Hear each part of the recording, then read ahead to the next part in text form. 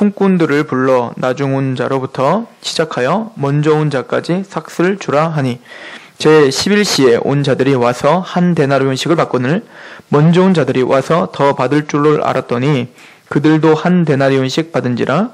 받은 후 집주인을 원망하여 이르되 나중 온 이 사람들은 1시간밖에 일하지 아니하였거늘 그들을 종일 수고하여 더위를 견딘 우리와 같이 하였나이다. 주인이 그 중에 한 사람에게 대답하여 이르되 친구여 내가 내게 잘못한 것이 없노라. 내가 나와 한 데나리온의 약속을 하지 아니하였느냐? 내 것이나 가지고 가라. 나중 온 이 사람에게 너와 같이 주는 것이 내 뜻이니라. 내 것을 가지고 내 뜻대로 할 것이 아니냐? 내가 선함으로 내가 악하게 보느냐? 이와 같이 나중된 자로서 먼저 되고 먼저 된 자로서 나중되리라. 아멘. 예수님의 비유에는 항상 중심 주제가 있고요. 예수님의 비유에는 전체적인 흐름이 있어요. 그런데 다행히 예수님께서는 비유를 말씀하시고 그 비유의 중심 주제를 꼭 이야기를 해놓습니다. 오늘의 중심 주제는 이와 같이 나중된 자로서 먼저 되고 먼저 된 자로서 나중된다. 이 말씀을 하시기 위한 비유입니다. 또 더 나아가서 우리 14절에 보면 내 것이나 가지고 가라. 나중 온 이 사람에게 너희와 같이 주는 것이 내 뜻이니라. 내 것을 가지고 가라. 내 뜻대로 할 것이 아니냐. 내가 선함으로 내가 악하게 보느냐. 즉 인간의 판단, 우리의 판단은 온전하지 못함을 인정하셔야 됩니다. 하나님의 뜻과 하나님의 결정과 하나님의 섭리가 온전한 거예요. 그래서 오늘 비유를 통해서는 두 가지를 우리는 발견합니다. 하나님의 절대적인 뜻, 하나님의 절대적인 주권, 그리고 두 번째는 먼저 된 자가 나중되고 나중된 자가 먼저 될 수 있다라고 하는 불문율과 같은 하나님의 진리를 우리에게 선포하기 위함입니다. 오늘 말씀 제목은 천국 일꾼이에요. 즉 포도원의 포도원 주인이 품꾼들을 아마 인력시장인 것 같습니다. 인력시장, 새벽시장에 나가서 사람들을 사다가 품꾼을 이제 일을 시키는 그 장면을 비유로 말씀하고 계시는 거죠. 저와 여러분들은 예수 그리스도를 믿고 거듭나고 의인되고 또 구원 얻을 믿음을 갖고 있는 저와 여러분들은 하나님의 일꾼이 되었습니다. 믿으십니까? 일꾼은 어느 정도 수준이 돼서 예수님을 믿고 어느 정도 기간이 돼서 훈련을 받고 이제 장성하여 일꾼이 되는 게 아니고 부름을 받으면 일꾼이에요. 여러분들 제자가 무엇입니까? 제자는 제자 훈련을 받고 어느 성장반, 제자반 이것을 통한 사람이 제자입니까? 성경은 그렇게 말하지 않아요. 오합지졸 같은 제자들인데 부름을 받을 때부터 그들은 뭐라고 부름을 받냐면 제자라고 부름을 받아요. 그래서 너희들도 가서 세례를 주고 제자를 삼아 그리고 뭐하라? 세례를 줘라 이거죠. 즉 세례받기 전에 먼저 뭘 삼아? 제자를 삼는 거예요. 제자를 삼아서 세례를 주는 겁니다. 그럼 우리는 세례를 받고 딱 돌아보니까 내가 제자가 돼 있는 거예요. 제자는 내가 뭔가 훈련을 해서 제자가 아니라 나는 뭐다? 제자다. 나는 일꾼이다 라고 하는 거죠. 그런데 하나님의 일꾼은, 하나님의 나라에 쓰임을 받는 일꾼은 내가 택해서 되는 게 아니에요. 오늘 인력시장도 보면요. 오늘도 우리 인력시장을 보면 나 좀 택해 주십시오. 내가 일하고 싶습니다. 그런다고 다 택함 받는 게 아니죠. 저 일거리가 좋은데 난 저 일거리를 하고 싶습니다. 난 이 일거리를 하고 싶습니다. 라고 말할 수 있는 특권은 일꾼에게 없어요. 누구에게 있냐면 주인에게 있는 거예요. 주인이 봐서 이 사람 좋네. 이 사람 내가 데리고 갈게. 즉 주권은 누구에게 있는 겁니까? 주인에게 있는 겁니다. 마찬가지로 우리가 하나님 앞에 일꾼 된 것은 여러분들이 좋아서 선택한 게 아니고 여러분들이 뭔가 똑똑해서 택한 것도 아니고 나는 힘이 있으니까 나 좀 써주십시오 해서 온 게 아니에요. 하나님의 주권적으로 여러분들을 일꾼 삼아 주셨다는 것을 성경은 먼저 이야기하고 있는 겁니다. 그래서 예수님의 제자들을 보면요. 가끔은 어떤 사람은 내가 주님을 따르겠습니다. 이랬던 사람들을 거의 돌려보내는 장면들이 성경에 많이 나오죠. 그래서 대표적으로 어떤 청년이 나는 내가 당신을 따르겠습니다. 그랬더니 주님이 어떻게 합니까? 너 나 따르려거든? 너는 나를 따르라. 그러려거든? 너는 지금 당장 따라야 돼. 그랬더니 어떻게 합니까? 나는 우리 아버지 장사만 좀 치르고. 야, 죽은 자는 죽은 자로 장사케 하고 너는 나를 따라. 또 어떤 사람은 뭡니까? 난 율법을 다 지켰습니다. 어떻게 해야 됩니까? 그래? 너 그럼 네가 가진 거 다 팔아가지고 남들한테 다 나눠줘. 그랬더니 어떻게? 근심하고 돌아가요. 지금 예수님을 따라오겠다는 사람들도 어떻게 합니까? 근심해서 돌아가게 만들어버려요. 누가? 예수님이요. 그 얘기는 여러분들이 예수님의 복음을 듣고 이곳 가운데 그 복음이 믿어지고 주님의 제자로 부름을 받은 것은 전적인 하나님의 주권으로 여러분들을 부르셨다. 이것을 성경은 이야기합니다. 요한복음 15장을 보십시오. 요한복음 15장 16절.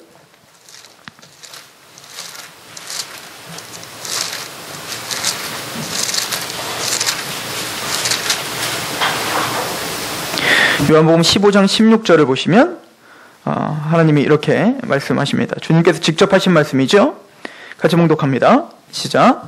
너희가 나를 택한 것이 아니요 내가 너희를 택하여 세웠나니 이는 너희가 가서 열매를 맺게 하고 또 너희 열매가 항상 있게 하여 내 이름으로 아버지께 무엇을 구하든지 다 받게 하려 함이라.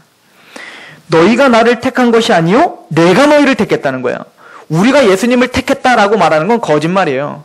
물론 우리가 지금 예수님을 믿잖아요. 내 의지로 믿잖아요. 여러분들 오늘 걸어올 때 누가 억지로 끌고 온 거 아니잖아요. 주님의 존전에 주님을 믿으려고, 주님을 경배하려고 여러분들이 직접 생각해서 의지를 발동해서 이곳에 왔단 말이에요. 그래서 우리는 이렇게 착각합니다. 내가 믿었다고 생각합니다. 그러나 성경은 말하는 거예요. 너희 의지로 예수님 앞에 온 것 자체도 누가 택했다는 거예요? 하나님이 택하여 그 의지도 주셨다라고 하는 거죠. 그래서 이제 그 사도 바울은 이렇게 이야기를 해요. 하나님이 하시는 방법, 일하시는 방법은 너희 마음 안에 소원을 두시고 하나님의 뜻을 이루시느니라. 우리 안에 무엇을 주신다고요? 소원을 주신다는 거예요.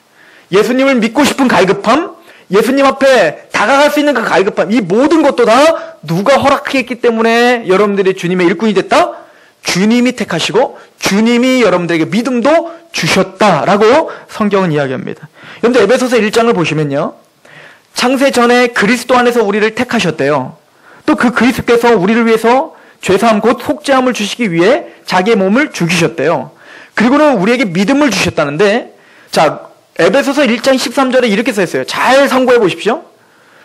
너희 안에 그 안에서 너희가 구원의 복음을 듣고 그 안에서 너희가 구원의 복음을 듣고 또한 그 안에서 믿어 약속의 성령의 인치심을 받았으니 자 복음을 들었어요. 근데 이게 누구 안에서 들었다고요? 그 안에서 즉 예수님 안에서 복음을 들었다는 거예요. 또 믿었어요. 난 내가 믿었는 줄 알았는데 그 믿음도 누구 안에서 믿었대요? 그 안에서 믿어. 즉 누구 안에서? 예수님 안에서 믿었다는 거예요. 즉 복음을 듣는 것도 우연히 들은 게 아니라는 얘기죠. 누구 안에서? 만세전에 계획된 대로 그리스도 안에서 여러분들이 복음을 들었다는 거예요. 그러니까 복음을 들은 것 자체가 기적인 겁니다. 아직도 복음을 듣지 못하고 죽어가는 많은 사람들이 있어요. 이순신 장군 복음 못 듣고 죽었단 말입니다. 그런데 이순신 장군보다 훌륭하지 못한 우리들은 복음을 들었어요. 이게 웬 복입니까? 나라를 구한 것도 아닌데 예수 그리스도를 죽었다는 복음이 내 귀에 들려왔다고요. 이건 기적입니다. 누구 안에서 이루어진 거라고요? 예수 그리스도 안에서. 즉 여러분들이 복음을 들은 것 자체도 기적이에요. 우연이 아니라는 거예요, 성경은. 그리고 뭡니까? 믿어. 예수님이 믿어져. 교회 다녀야지. 하나님 믿어. 라고 한 것도 내가 자발적으로 믿었다고 생각했지만 누구 안에서? 그 안에서 믿어. 라고 써 있어요. 즉 예수 그리스도의 은혜로 믿음이 생긴 거예요. 그때 뭡니까? 성령님이 인쳐주셨다. 그래서 오늘 요한복음 말하는 겁니다. 너희가 나를 택한 것이 아니라 내가 너희를 택했다. 이것이 오늘 비유의 아주 주된 내용입니다. 주인이 택하는 거야. 하나님이 여러분들을 택하셨습니다. 우리 크리스천들에겐 우연은 없습니다. 우연히 내 친구를 사귀었고 그 친구가 교회를 다녀서 그 친구가 교회 가면 뭐 선물 준다니까 갔는데 믿음이 생겼더라. 우연이 아니에요. 하나님의 계획이에요. 군대를 갔더니 교회를 가면 초코파이 준다더라. 그래서 그게 끌렸다고요. 초코파이 먹고 싶은데 의지가 발동하여 교회를 갔는데 세례를 주는 거예요. 나 세례 받았으니 교회 한번 잘 다녀볼까? 근데 잘 안 다녔는데 갑자기 다리몽둥이 부러진 거예요. 어이구 이러면 안 되는구나. 그리고 교회 와서 막 기도했는데 하나님이 끊임없이 이 사람을 교회를 떠나지 못하도록 잡고 계시는 거예요. 그러다가 어느 시간에 복음이 들렸는데 그냥 그게 믿어지더라. 이 모든 게 우연이 아니라 뭐라고요? 그리스도 안에서 그 사람을 구원시키기 위한 하나님의 치밀한 계획이 성취되고 있는 겁니다. 너희가 나를 택한 것이 아니라 아버지가 우리를 택하셨습니다. 그 은혜를 찬양하길 축원합니다. 두 번째는 뭐라고 합니까? 하나님께서 충성되이 여기셨다는 거예요. 가만히 보니까 내가 그렇게 하나님이 나를 택하셨다고? 나를 부르셨다고요? 나를 하나님의 일꾼으로 하나님의 나라의 그 뜻을 이루기에 부르셨다고요? 근데 그 광대하고 원대한 뜻과 나를 비교해보면 나는 여전히 부족한 거야. 난 나 하나도 추스리기 바빠요. 왕같은 제사장? 그리스도의 편지? 악한 냄새만 안 풍기면 다행이에요. 근데 우리 보고 그리스도의 향기라는 거예요. 우리가 우리의 삶을 통해서, 말을 통해서, 우리의 모든 표정을 통해서 그리스도의 향기가 드러나는 일꾼으로 우리를 부르셨다는 거예요. 부담스러운 겁니다. 하나님, 나는 그럴 자격이 안 됩니다. 나는 그럴 능력도 없습니다. 그런데 주님께서는 우리에게 이렇게 약속하십니다. 디모데전서 1장 12절 보세요.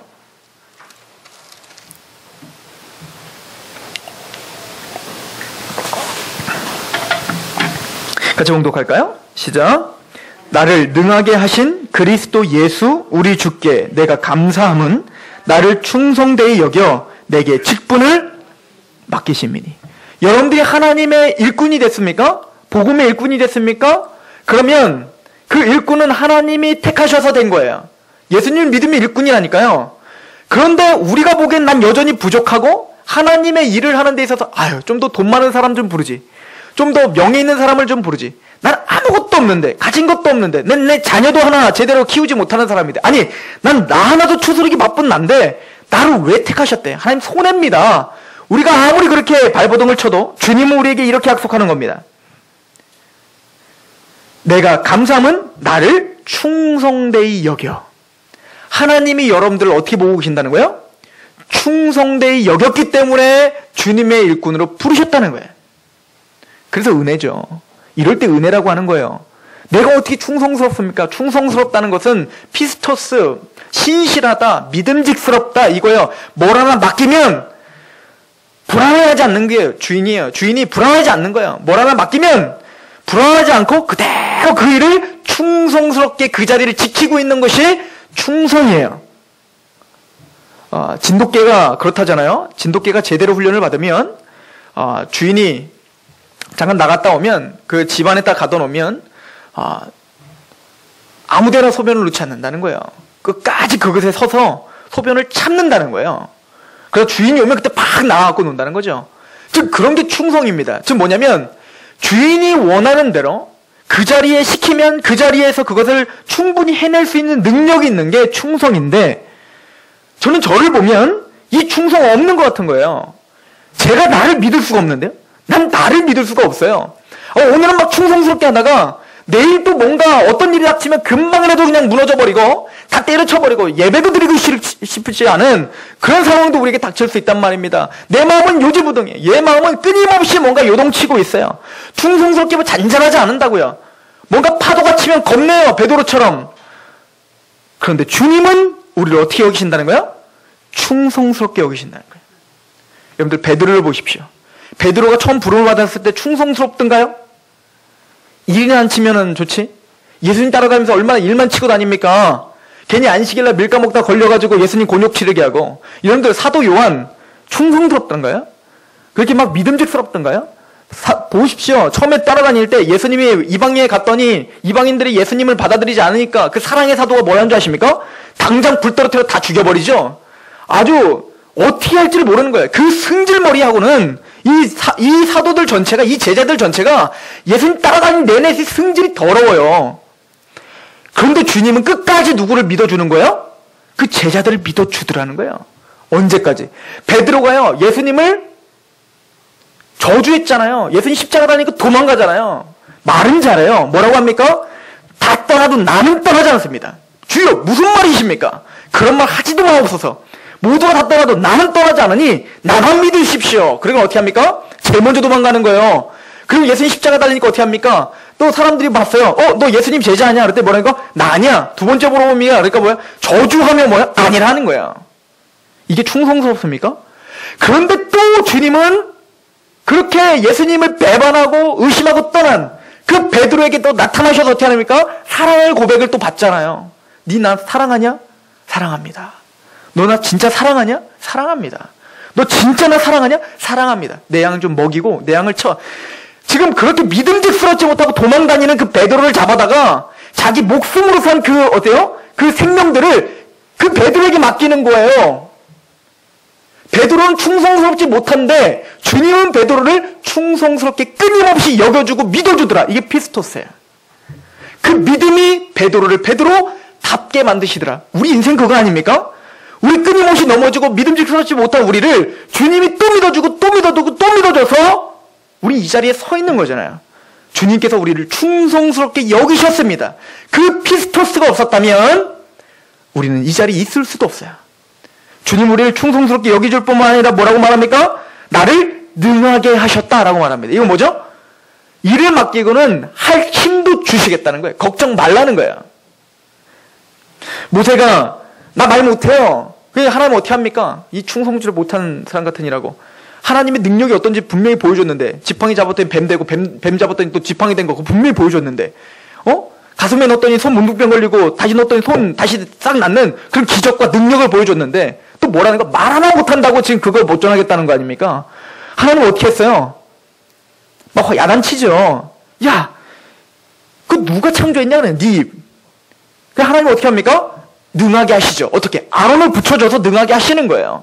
하나님은 우리에게 하나님의 일꾼으로 삼아주시고 하나님은 저와 여러분들의 삶 속에서 그 일을 감당할 수 있도록 능력도 주신다는 거예요. 엄마들이 아들한테 콩나물 사라 그러면서 돈 안 주는 부모 어디 있습니까? 돈 줘서 보내는 거예요. 그게 능하게 하시는 거예요. 하나님은 우리를 부르십니다. 일꾼으로요. 그리고는 우리를 충성스럽게 여기시고 끝까지 충성스럽게 여기실 거예요. 그래서 빌립보서 1장 6절에 착한 일을 시작하신 이가 예수 그리스도까지 이루실 거예요. 베드로를 베드로답게 만드시는 하나님, 아브라함을 아브라함답게 만드시는 하나님, 야곱을 이스라엘답게 만드시는 하나님이 오늘 저와 여러분들을 충성스럽게 여기십니다. 그 고집을 그 누구도 꺾을 수가 없는 겁니다. 여러분들 믿으십시오. 나는 충성스럽게 하나님이 여기셔서 부름을 받았다. 나는 보잘것없지만 주님은 나를 충성스럽게 여기신다. 그 믿음을 갖고 확증하셔야 됩니다. 그리고 오늘 감당할 수 없는 시험은 나에게 주시지도 않고 감당치 못할 때는 피할 길을 주신다고 했죠. 나를 능하게 하신다는 겁니다. 하나님 그렇게 여러분들을 능하게 하실 거예요. 믿으십시오. 성령님 반드시 여러분들 안에서 역사하십니다. 그리고는 골로새서 1장 25절에 이렇게 약속을 하십니다. 한번 보십시오. 골로새서 1장 25절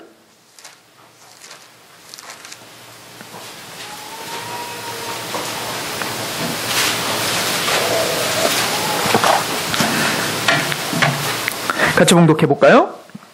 시작. 내가 교회의 일꾼 된 것은 하나님이 너희를 위하여 내게 주신 직분을 따라 하나님의 말씀을 이루리 함이라. 자, 이제 조금씩 우리가 더 구체화시키고 있는 거예요. 우리가 하나님의 일꾼으로 부름을 받았습니다. 믿으십니까? 다 일꾼이라고요. 나 구원 일꾼 아닙니다 하는 사람 구원 못 받았습니다. 이거랑 똑같은 거예요. 일꾼입니다. 그럼 일꾼은 일꾼인데 어디 일꾼이라고 사도 바울은 이야기합니까? 교회의 일꾼. 어디 일꾼이요? 교회 일꾼이에요. 교회 일꾼. 하나님의 교회의 일꾼으로 부름을 받는 겁니다. 물론 여기서 말하는 교회는 가시적인 교회가 아니라 비가시적인 교회를 말해요. 하나님의 교회, 천국의 교회. 이거를 장자의 모임 이렇게 말을 하는데 그 히브리서에는 장자의 모임이라는 것은 이런 상징적이 있는 거죠. 장자들이 뭡니까? 출애굽을 할 당시에 모든 장자는 다 어떻게 해야 돼요? 죽어야 돼요. 이집트 사람이나 이스라엘 사람이나 장자들은 다 죽어야 된다고요. 그런데 하나님이 어떻게 했어요? 유월절 양의 피를 어떻게 했어요? 내라고 했죠. 문설주에 바르라고 했죠. 그럼 그 피를 바르면 그 장자들이 어떻게 해요? 사는 거예요. 이게 유월절이죠. 그래서 장자들의 모임이라고 말하는 거예요. 우리가 뭐라고요? 장자들의 모임이라고요. 즉 예수 그리스도의 피로 말미암아 죽어야 될 장자들인데 우린 예수님의 피로 말미암아 다시 어떻게 했다는 거예요? 구원받은 장자들의 모임. 여러분들이 구원받았다면 여러분 하나님의 뭐예요? 교회입니다. 즉 그 교회를 더 완성시키고 그 교회를 더 힘있게 하기 위해서 여러분들은 혼자는 절대 신앙생활 못해요. 이렇게 매주 그래도 예배 드리고 믿음의 사람들과 교제하고 수예배라도 드리고 또 새벽 예배 드리고 말씀 봉독하고 말씀이 이해가 안 되니까 목사님을 통해서 강해 듣고 또 인터넷에서 또 듣고 이렇게 해야 우리가 신앙이 그래도 유지가 되지 혼자 독불장군처럼 절대 신앙 되지 않는 겁니다. 우린 그렇게 긍정적인 사람들이 아니에요. 조금만 세상에 나가면 하나님 말씀 그냥 까먹는 사람들이라고요. 내 멋대로 살고 싶은 사람들이라고요. 끊임없이 말씀으로 책망 듣고 끊임없이 세움 받고 끊임없이 내 삶을 성경을 통해서 계속 끊임없이 점검해야 그나마 하나님 뜻대로 살아갈 수 있는 사람들이라고요. 그래서 우리는 죄인들끼리 모이게 했다고요. 그러나 어떤 사람들? 장자들끼리 모이게 했다고요. 구원의 경험, 예수 그리스도의 피의 경험이 있는 사람들을 모이게 해서 끊임없이 교제하고 끊임없이 뭡니까? 그 삶을 나눌 때 이 교회는 더 단단해지는 겁니다. 그런데 사도 바울은 말하는 거예요. 저와 여러분들은 바로 이 교회의 일꾼이 됐다는 거예요. 믿으십니까? 저와 여러분들은 교회의 일꾼입니다. 그런데 여기 봤더니 이렇게 써 있어요. 25절에 내가 교회의 일꾼 된 것은 하나님이 너희를 위하여 내게 주신 직분을 따라 각각 직분이 있어요. 뭐 사도 바울은 사도의 직분, 저는 목사의 직분, 여러분들은 집사의 직분, 또 때로는 뭐 장로의 직분, 또 각각 섬기는 그 직분들이 있단 말이에요. 그 직분을 따라 하나님의 말씀을 이루려 함이라 라고 말합니다. 즉 하나님의 큰 계획과 큰 뜻이 있는데 이 계획과 뜻을 이루어드리는 그 직분이 뭐라는 거예요? 천국 일꾼이라는 거예요. 저와 여러분들은 여기서 지금 교회를 향해서 이 교회를 위해서 기도하고 이 교회를 위해서 헌신 봉사하고 있는데 이것 자체가 하나님의 뜻을 이루어드리는 대단히 중요한 중심 인물들이라는 거죠. 골로새서에 보면 한번 봅시다. 골로새서 우리 3장을 가보십시오.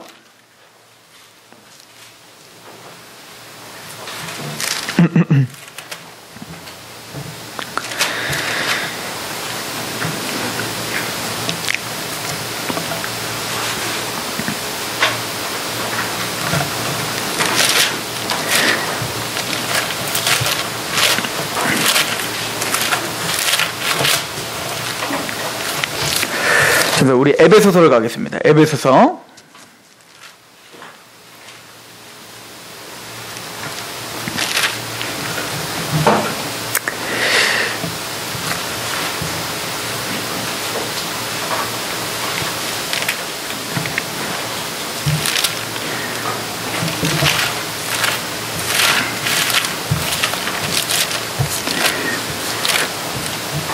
자, 에베소서 우리 1장 22절로 한번 가보시면요.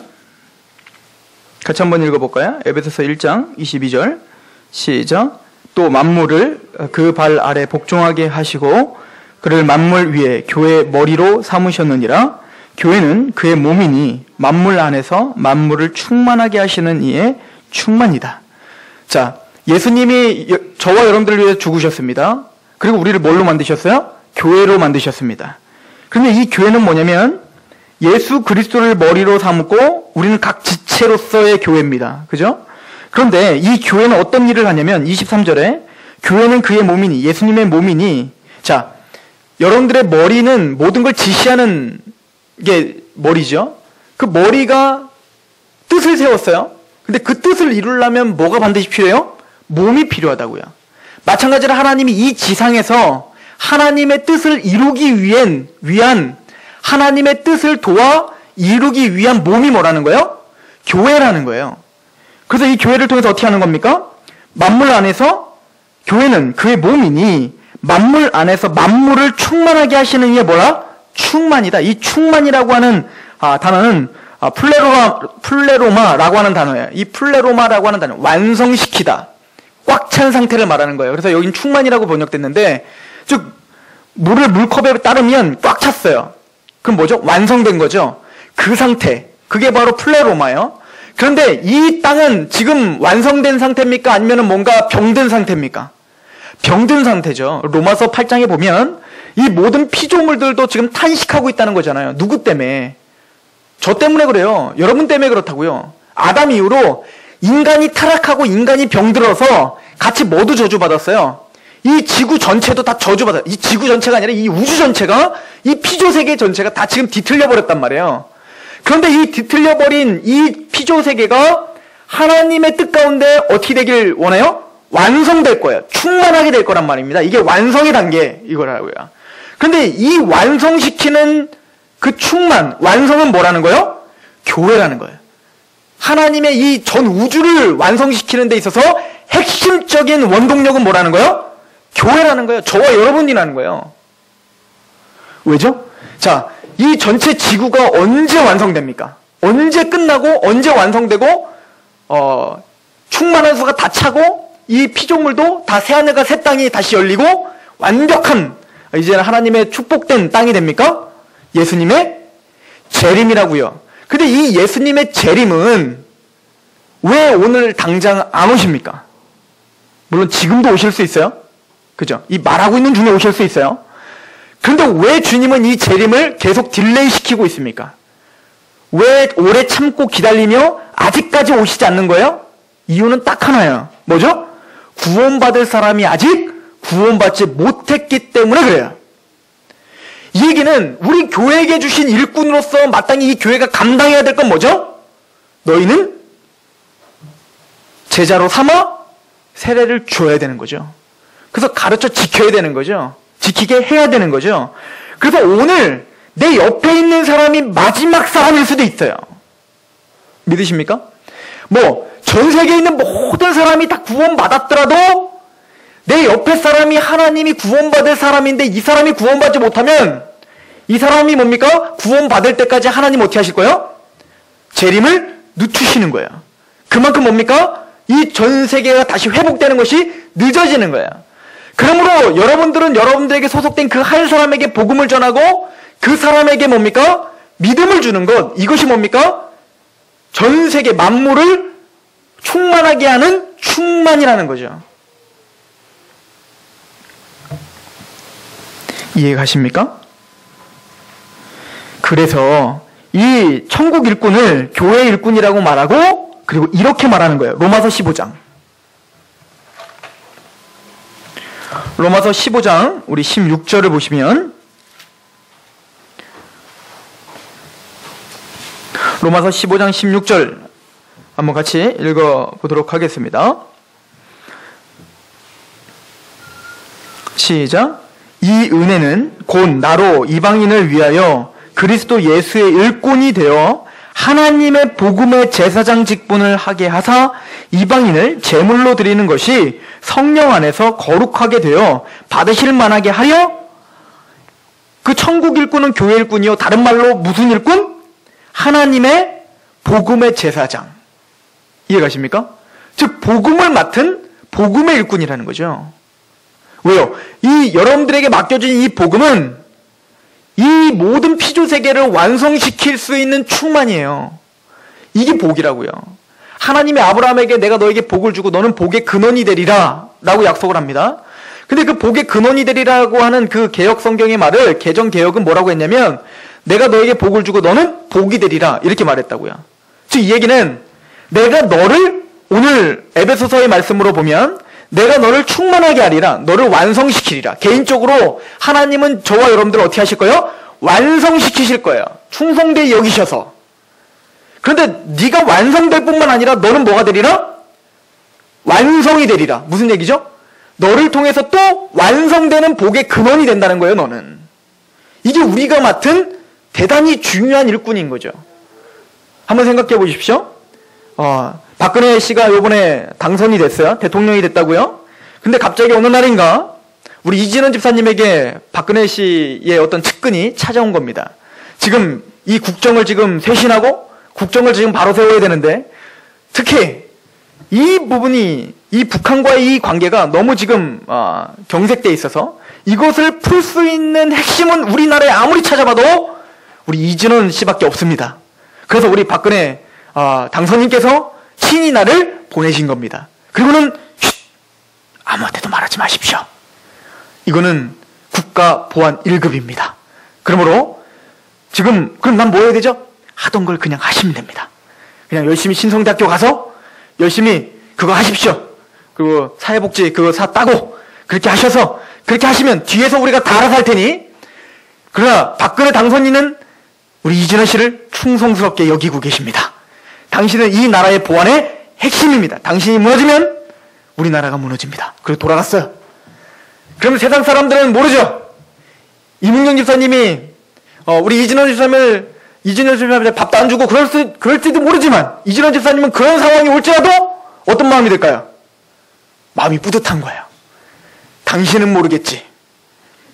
불쌍한 사람 같으니라고. 내가 이 나라에서 얼마나 중요한 사람인지 당신은 모르겠지.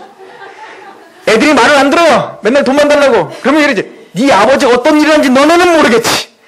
너희들이 알 때가 되면 이 아버지를 존경하게 될 거야. 근데 지금 성경은 진짜 현실적으로 그런 얘기를 하고 있는 거예요. 하나님이 여러분들에게 비밀이 오셔서 비밀을 알려주셨다는 거예요. 복음의 비밀을 알려주셨고요. 그리고 성경이 뭐라고 합니까? 여러분들이 그 하나님의 나라와 완성을 시키는데 여러분들이 대단히 중요한 인물이라고 성경을 아무리 떠들고 있어도 우리는 그거를 감지하지 못해요. 어느 정도냐면 성경의 베드로전서 1장에 보면 천사들도 흠모한대요. 천사들도 흠모해요. 누구를? 우리를요. 구약에 있는 많은 선지자들도 흠모한대요. 누구를요? 나를요. 모세도 뭡니까? 모세의 영광도 우리의 영광에 비하면 별거 아니라는 거예요. 고린도전서에 보면. 또 베드로전서에 뭐라고 말합니까? 많은 선지자들이 예언하고 연구한 것이 다 누구를 위한 거라는 거예요? 너희를 위해서다. 나를 위해서라는 거예요. 이해가십니까? 천사들도 우리가 지금 복음을 알고 복음을 전하는 이 직분이 얼마나 값진 것을 알고 흠모하고 있고, 또 그 구약의 기라성 같은 많은 선지자들도 우리가 부러운 거예요. 예수 그리스도를 보고 믿는다는 것, 예수 그리스도로 십자가의 구원의 감격을 갖는다는 것, 이거는 그들이 감히 상상할 수 없던 그림자였단 말입니다. 근데 우리는 그 실체를 보고 믿음이 생겨 하나님의 자녀라 부름을 받고 새 노래를 부르고 있다고요.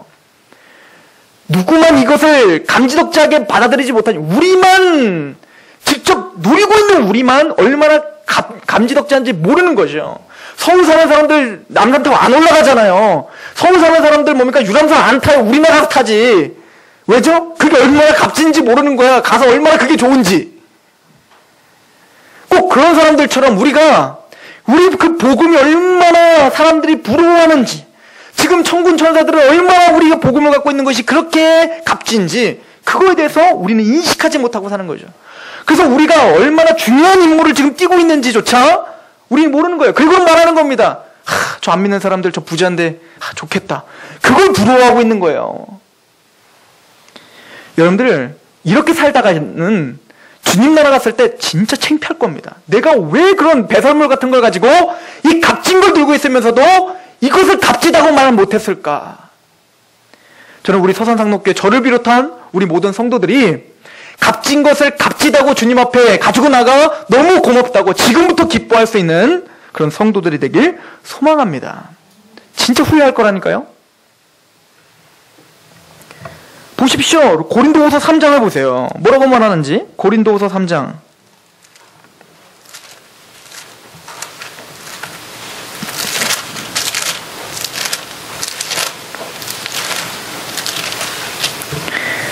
고린도후서 3장 6절입니다.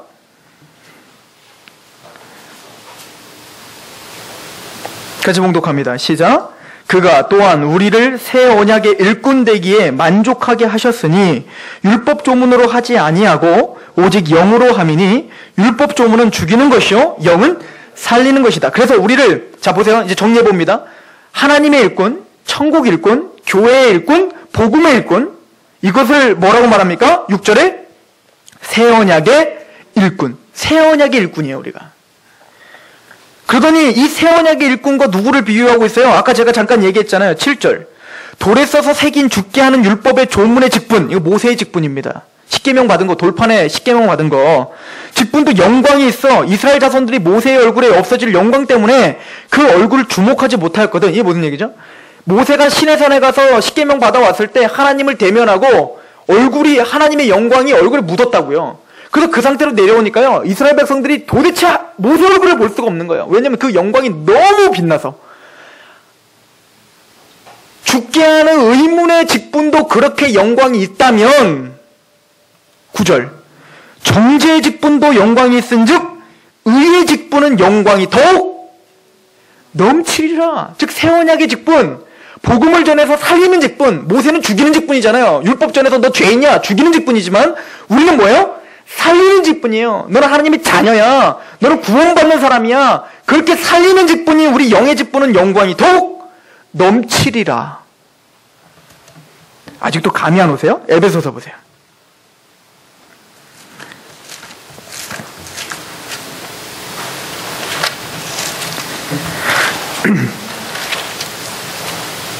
에베소서 3장 10절을 보십시오.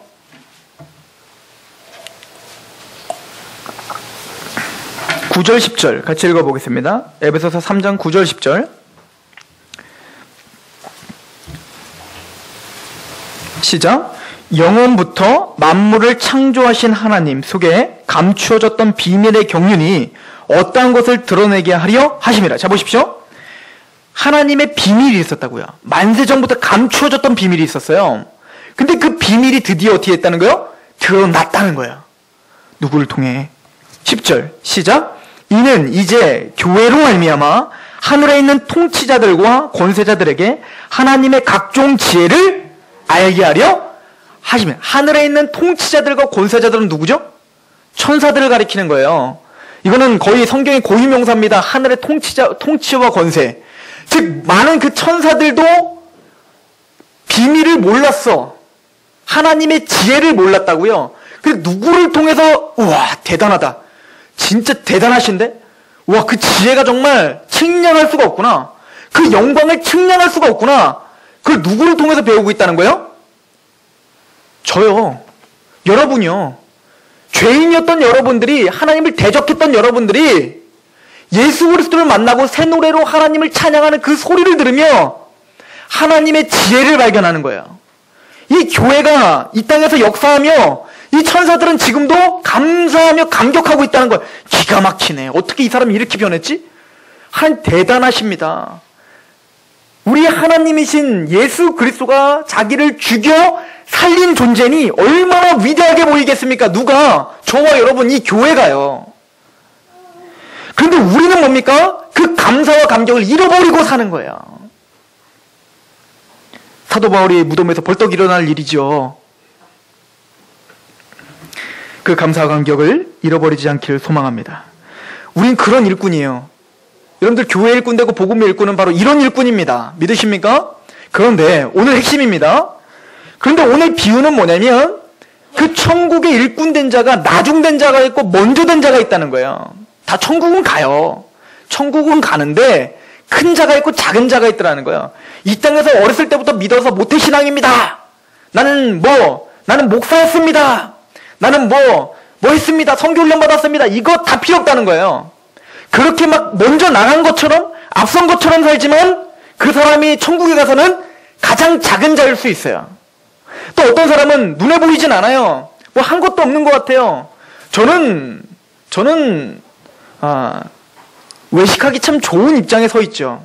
그죠? 거룩해 보여야 되니까요. 말씀도 항상 전하니까 뭡니까? 모든 칭찬과 칭송을 다 받거든요. 제가 보기엔 그래서 제 상급은 별로 없을 거예요. 그런데 어느 순간 하나님을 섬기는데 조용히 아무도 모르게 섬기는 사람들이 있어요. 어떻게 보면 또 그냥 딱 보면 나중된 사람인 것처럼 보이는 사람이 있을 수 있다고요. 나는 몰라요. 아무것도 몰라. 이런 사람들도 있을 수 있다고요. 그런데 천국에 올라가 봤더니 그 사람이 먼저 된 자일 수도 있다는 거예요. 즉 하나님의 기준은 우리의 기준이 아니에요. 우리는 겉모습을 보며 신앙도 판단하는 아주 죄인 중에 괴수예요. 우리가 다 거룩해 보이시잖아요. 다 나는 이제 거듭났고 생각도 거듭났다고 생각하지만 생각해보세요. 여러분들 판단 다 외형 보고 한다니까요. 나만 그런가? 이해가십니까? 근데 하나님은 중심을 보시는 하나님이라는 거죠. 그럼 하나님의 판단 기준을 오늘 알려주는 겁니다. 어찌 보면 세상적인 가치관으로 보면 하나님 참 억울한 겁니다. 보십시오. 오늘 3시, 6시, 9시, 11시에 나갔대요. 그 전에 아침 일찍 한 번 더 나가고, 즉 이건 뭐냐면 3시는 그 당시에 이제 유대 시간이니까 우리나라 시간으로 이제 환산하면 플러스 6시간을 하면 된다고 했죠? 자, 3시에 플러스 6시면 9시입니다. 오전 9시 나간 거예요. 그러니까 그 전에 한 번 더 나갔으니까 한 6시쯤 나갔어요. 원래 인력시장 그때 나가니까. 밭에 사람이 많은 겁니다. 그래서 거기서 사람들 끄집어내갖고 이제 일 좀 해주시오를 데리고 왔죠. 그리고 한 9시 아침 먹고 가봤더니 여전히 사람이 많아요. 그래서 그 중에서 또 사람을 끄집어내갖고 또 일하라고 했죠. 그 다음에 6시니까 12시입니다. 그 점심 먹고 딱 나갔더니 아직도 사람이 많은 거예요. 그 사람들 또 끄집어내서 또 일하게 했죠. 그리고 한 3시쯤 됐어요. 9시니까 3시, 오후 3시 되니까 간식 먹을 시간이거든요. 간식 먹고 또 심심해서 가봤더니 아직도 사람이 많은 거예요. 그래서 거기서 끄집어내서 내일 좀 해주십시오 이랬단 말이에요. 그런데 11시, 우리가 지금 사용하는 시간으로는 5시거든요. 보통 몇 시에 일 그만두죠? 한 6시면 그만둔다고요. 더우니까 사실 더 할 수도 없어. 6시니까 5시면은 뭐요? 이제 1시간도 채 안 남았다고요? 근데 갔더니 여전히 사람이 있는 거예요. 그래서 너희는 왜 여기 있습니까? 그랬더니 뭐요? 부르는 사람이 없습니다. 집에 왜 안 갑니까? 물론 성경에 없지만 제 상상이요. 집에 왜 안 갑니까? 돈 안 벌어와서 집에 가면 바지를 킵니다. 집에 가면 항상 이 집에 가도 찬밥 신세, 여기도 찬밥 신세, 어디 가나 지금 뭡니까? 자기는 세상적으로 볼 때 아무런 가치가 없는 것처럼 보이는 사람인 거죠.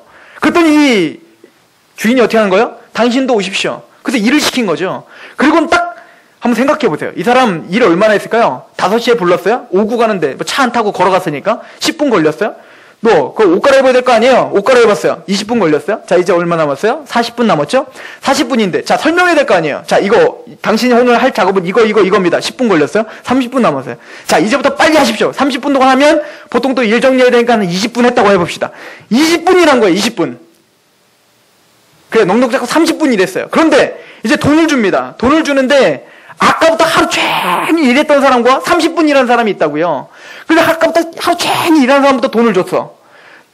자, 그 사람들은 나중에 주고 처음에 온 그 사람들도 줬더니 그 사람에게 얼마를 주냐면 한 데나리온을 주는 거예요. 이 한 데나리온은 적은 돈이 아니에요. 넉넉히 주는 하루 일당 품꾼이에요. 그 품꾼에 주는 돈이에요. 그러니까 우리로 말하면 10만 원이 좀 넘는 돈이에요. 한 12만 원, 13만 원 이 정도. 그러니까 넉넉히 하루 일당을 주는 돈이거든요. 그러니까 20분밖에 일을 안 했는데 뭐 줬어요? 12만 원 줬다고요. 15만 원 줬다고. 20만 원 줬다고 해봅시다. 너무 좋은 거예요. 20분 일했는데 기가 막히죠. 그러니까 맨 끝에 있는 사람 어떤 기대가 있을까요? 야, 20분 일했는데 15만 원? 그럼 나는 한 50만 원 줄려나 보다. 이렇게 생각을 했는데 막상 딱 봤는데 얼마를 준 거야? 똑같이 12만 원을 딱 준 겁니다. 열 받아요, 안 받아요? 열 받죠. 그러니까 그것 때문에 막 화가 나가지고 당신 이럴 수 있습니까? 아니 어떻게 저기 20분 일한 사람이랑 나랑 똑같이 대우할 수 있습니까? 그랬더니 이 주인이 뭐라고 합니까? 내가 너한테 뭘 잘못했냐 이거죠. 사실은 처음에 어떻게 해서 계약을 할 때 한 데나리온 주겠다고 약속했으면 그거 난 줬어요 안 줬어요? 줬잖아요. 그러니까 사실은 이 주인은 잘못한 게 있어요 없어요? 계약상으로 있지 않다고요. 그런데 이 사람이 화가 났던 이유는 뭐죠? 상대평가해본 거야. 비교의식이 생기니까 어때요? 짜증이 나는 거죠. 나만 만약에 아마 일하고 한 대나리온 받았으면 뭐냐 만족하고 갔을 거예요. 그것만 봤으면. 그런데 나랑 아무리 봐도 나보다 일 조금밖에 안 한 친구가 나랑 똑같이 받는 것은 받아들일 수가 없는 거예요. 꼭 예수님이 내 양을 쳐, 내 양을 먹여, 내 양을 먹여 그렇게 약속을 해놓고 갔더니 이 베드로가 누구를 또 의식해요? 사도 요한을 의식해서 저 주님의 품에 있었던 쟤는 어떻게 되는 겁니까? 쟤한테 뭐 시킬 겁니까? 쟤는 어떻게 되죠? 그 주님 뭐라고 합니까? 너나 잘하라는 거잖아요. 근데 우리에게는 그런 의식들이 있는 거예요. 주님 앞에 감사함으로 부름을 받았는데 우린 끊임없이 뭐요? 비교의식이 있어요. 우리 안에서.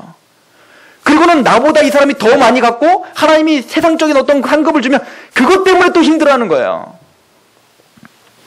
그런데 오늘 핵심은 무엇입니까? 자, 첫 번째 온 그 사람들, 몇 시간 동안 일한 사람, 처음에 6시에 부름을 받은 사람은 스스로 어떤 사람이라고 착각할까요? 나는 능력이 있고 기술이 있다고 생각할 거예요. 그러니까 내가 일찌감치 부름받았지. 저 사람들은 뭐예요? 지금 5시까지 일거리도 없이 그렇게 사는 사람들은 뭐예요?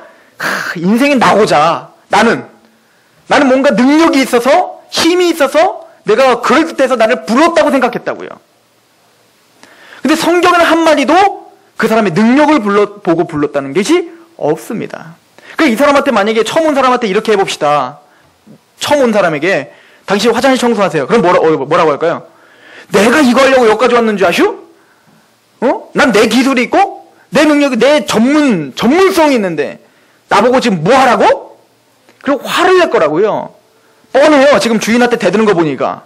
근데 마지막 온 사람은 어떤 태도를 가지고 있을까요? 당신 나한테 일하러 갑시다. 그럴 때 어떤 마음이 들까요? 사실은 아무도 불러주지 않는 거예요. 나는 아무런 가치가 없다라고 생각했는데 내가 부름을 받았다는 것 자체가 뭡니까? 감사와 감격일 거예요. 내가 그래도 뭔가 할 게 있구나. 뭘 하고 얼마를 주고 상관도 안 해요. 그건 이제 나랑은 상관없는 얘기예요. 그냥 내가 가치가 있는, 내가 뭔가 그래도 뭐가 쓸모가 있구나. 이것 자체만으로 뭐예요? 기쁜 거죠. 그 사람에게 당신 화장 청소하십시오. 그럼 뭐라고 할까요? 이해해야죠. 감사하죠. 그걸 이 향기로운 화장실을 저에게 맡겨주시다니요. 너무 감사합니다. 그리고 어떨까요? 기쁜 마음으로, 감사한 마음으로, 감격스러운 마음으로 하겠죠. 지금 하나님이 우리에게 말하는 건 뭡니까? 천국 일꾼의 태도에 대해서 말하는 겁니다. 얼마나 일을 했냐가 중요한 것이 아니라는 겁니다. 또 무엇을 했냐가 중요한 게 아니라는 거예요.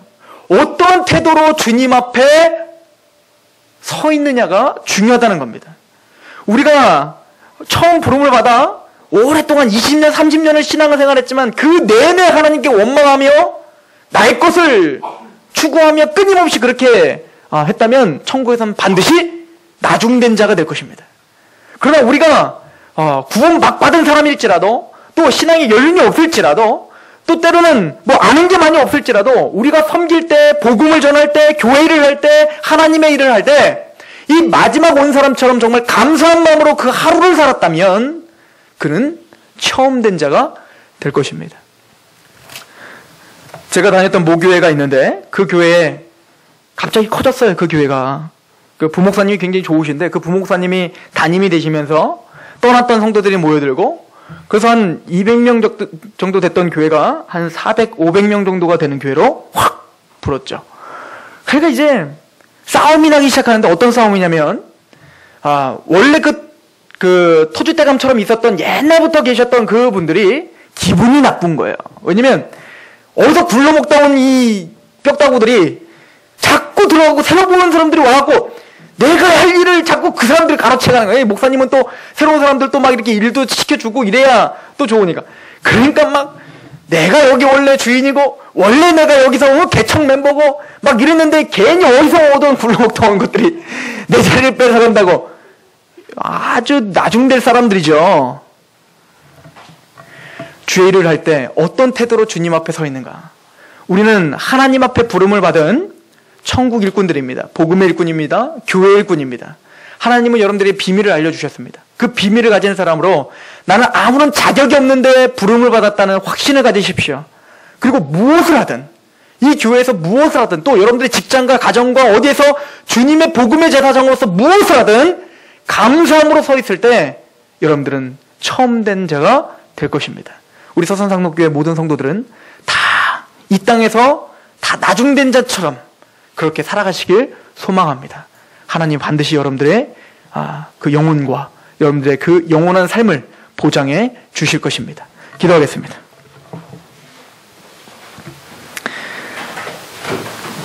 예수 그리스도로 말미암아 우리가 부름을 받아 은혜로 구원을 받았습니다. 아무 자격이 없고 지혜도 없고 부한 자도 없고 능한 자도 없는 우리를 불러주셔서 서로 높아지려고 하는 이 세상을 무너뜨리고 예수 그리스도의 나라를 확장하는 일에 우리를 귀한 도구로 사용해 주신다니 너무나 감사합니다. 아버지여, 우린 능력도 없고 아무런 힘도 없는 자들이온데 우리를 충성스럽게 여기시고 우리를 능하게 하시며 끝까지 우리를 신뢰하시는 하나님 앞에 우리의 삶을 드리겠습니다. 또 우리의 삶을 드리어 헌신할 때 우리가 그 감사와 감격으로 주 하나님께 드리겠사오니 우리의 마음을 붙잡아 주옵시고 주님의 주권적인 뜻을 우리를 통하여 이루어 주옵소서. 일주일의 삶도 또 2013년도 그렇게 충성스러운 하나님의 일꾼으로 설 귀한 하나님 백성들을 위탁하오며 예수 그리스도의 이름으로 감사하며 기도하옵나이다. 아멘.